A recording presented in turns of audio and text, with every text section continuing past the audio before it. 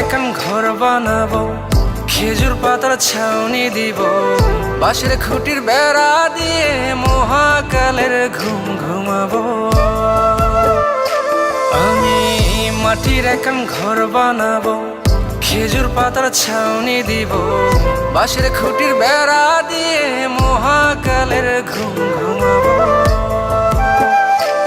আরে সাদা কাপড় পয়রায় আমি গান গাইব আকাশ চুমি, ওপারেতে ঢুল পিটিয়ে আমার বিয়ের দাওয়াত দিব।